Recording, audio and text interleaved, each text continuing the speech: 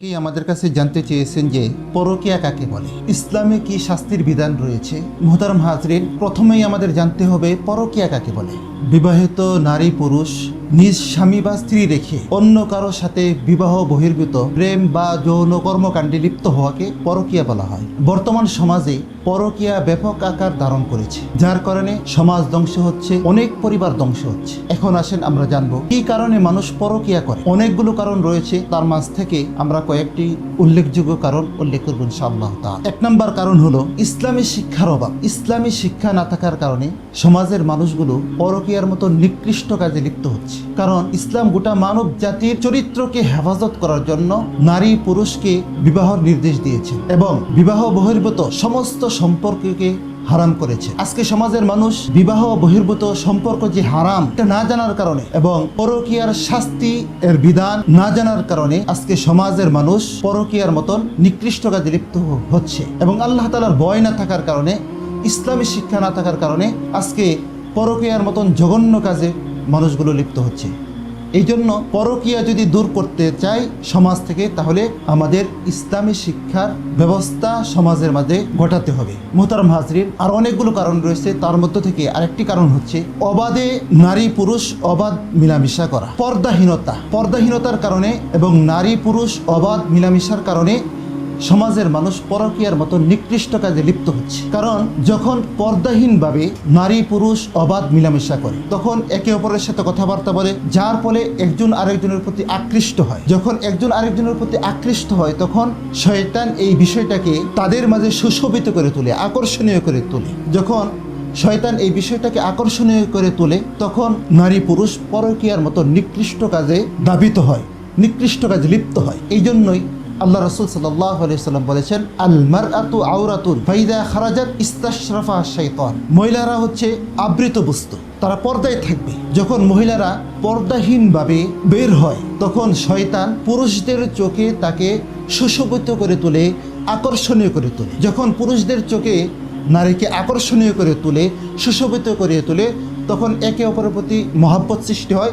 এর ফলে পরকীয়ার মতো নিকৃষ্ট কাজে লিপ্ত হয়। মুহতারাম হাজরিন, এখন আমরা জানবো যে পরকীয়া করলে কি শাস্তির বিধান রয়েছে ইসলাম। সম্মানিত সুধী সমাজ, ইমাম বাইহাকি রাহমাতুল্লাহি আলাইহি তার বাইহাকি শরীফে 564 নং হাদিসে আল্লাহ রাসূল সাল্লাল্লাহু আলাইহি সাল্লাম উল্লেখ করেন, যারা পরকীয়া করবে আল্লাহ রাব্বুল আলামিন তাদেরকে দুনিয়াতে 3টি শাস্তি দিবেন এবং আখিরাতে 3টি শাস্তি দিবেন।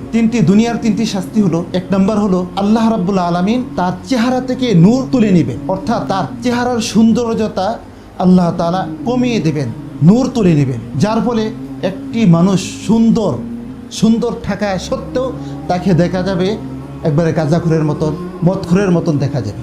কারণ পরকীয়ার কারণে আল্লাহ রাব্বুল আলামিন তার চেহারা থেকে সৌন্দর্য তুলে নেবেন। 2 নম্বর শাস্তি হলো আল্লাহ তাআলা তার রিজিকের মাঝে অভাব দিবেন, রিজিক সংকীর্ণ করে দিবেন। সে যতই কামাই রোজগার করুক না কেন, তার অভাব অনটন লেগেই থাকবে।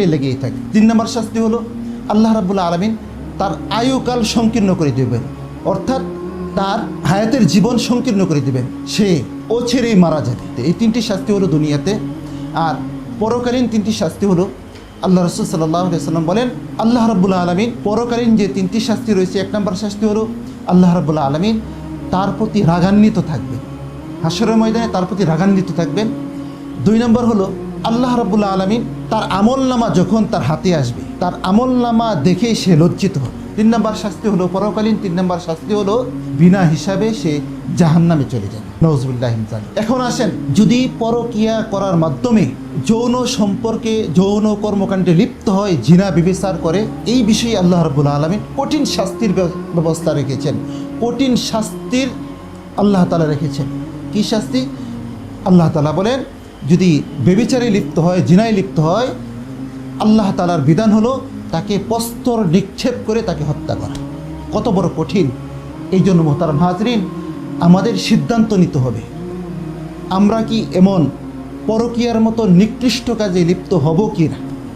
মুহতারাম হাজরিন, পরকীয়ার মতো নিকৃষ্ট কাজে আজকে সমাজ ধ্বংস হচ্ছে, আজকে অনেক পরিবার ধ্বংস হচ্ছে, অনেক সন্তান তার মা হারা হচ্ছে, অনেক সন্তান তার বাবা হারা হচ্ছে, অনেক সন্তান তার মাকে মা বলে ডাকতে পারে না, অনেক সন্তান তার বাবাকে বাবা বলে ডাকতে পারে না, অনেক সন্তান তাদের নিজের ভবিষ্যৎ নষ্ট হচ্ছে, পরকীয়ার কারণে, পিতামাতার পরকীয়ার কারণে। অথচ এই সন্তানের জন্য পিতামাতা কত কষ্ট করেছে, কত কষ্ট করে।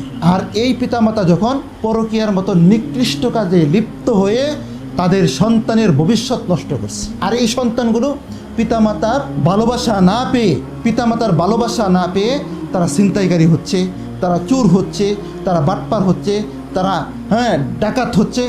এরকমভাবে সমাজের মধ্যে নিকৃষ্ট সন্তান হিসেবে বিবেচিত লাভ করছে। মোহতারাম হাজরিন, এখন আমাদের প্রতিজ্ঞা করতে হবে যে আমরা এই পরকীয়ার মতো নিকৃষ্ট কাজে লিপ্ত হব কি না, আমরা কি আমাদের সমাজকে ধ্বংস করব কি না। আমাদের প্রতিজ্ঞাবদ্ধ হতে হবে, আমাদের প্রতিজ্ঞা করতে হবে যে পরকীয়ার মতো নিকৃষ্ট কাজে আমরা লিপ্ত হব না, পরকীয়ার মতো নিকৃষ্ট কাজে লিপ্ত হয়ে আমাদের সন্তানের ভবিষ্যৎ নষ্ট করব না।